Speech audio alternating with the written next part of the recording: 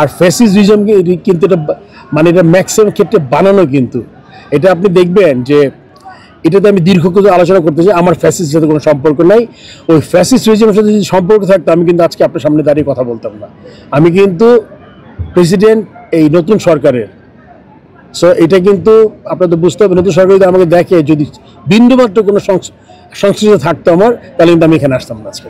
এটা তো বলা খুব মুশকিল, কেননা এই এই এই জায়গাটা ক্রিকেট বোর্ডের প্রেসিডেন্টের অনেক ধরনের ইন্টারেস্ট আছে এখানে, তো তারা হতে পারে।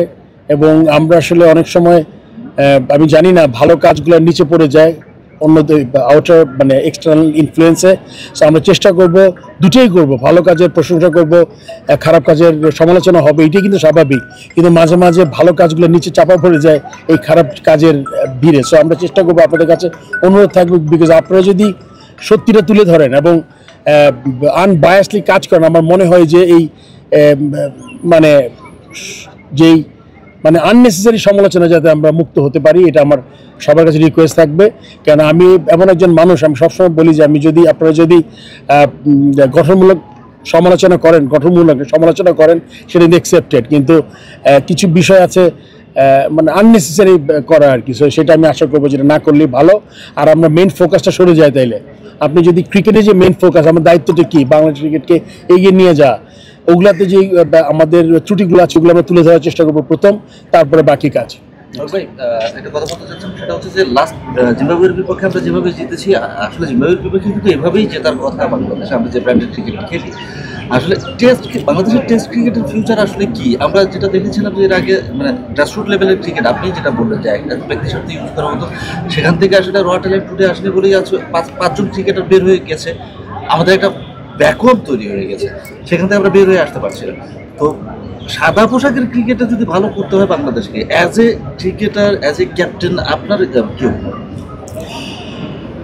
যেটা হচ্ছিল কি আপনার, আমরা সবসময় মনে করি যে আপনি যদি টেস্ট ক্রিকেট কেন বলি, লঙ্গার version is real test of your character temperament. So সেটা কিন্তু আপনি দেখবেন অনেক দেশ আছে অন্য ফর্মেট অনেক ভালো করলেও এখন কিন্তু টেস্ট ক্রিকেটে খুবই তলানিতে। আমি যদি নাম নাও করি আপনারা বুঝে যাবেন যে কারা এখন। সো এইটাতে ভালো করার জন্য কিন্তু নির্দিষ্ট পরিকল্পনা, আপনার অবশ্যই ভালো কন্ডিশনে ম্যাচ খেলা এবং প্লেয়ারদের সুযোগ সুবিধা বৃদ্ধি করা।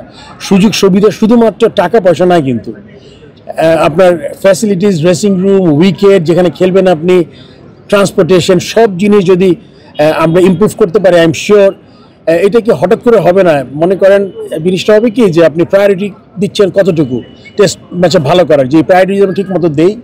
আর এখন আমাদের দেশে আপনি মনে করেন একটা ছোটোখাটো ট্রানজিশনে চলছে, কিন্তু আমাদের 3, 4, 5টা অনেক এক্সপিরিয়েন্স প্লেয়ার কিন্তু চলে যাচ্ছে। এটা কিন্তু যে কোনো দেশের ক্ষেত্রে এই ইয়েটা তৈরি হয়, কিন্তু সেই ক্ষেত্রে যদি যারা পূরণ করবে তারা যদি ঠিক মতো আমরা তৈরি করতে পারি তাদের, তাহলে কিন্তু এই আপনার যেই যারা টপ প্লেয়ার মাঝে মাঝে রিটায়ার করবেন, একটা স্বাভাবিক প্রক্রিয়া।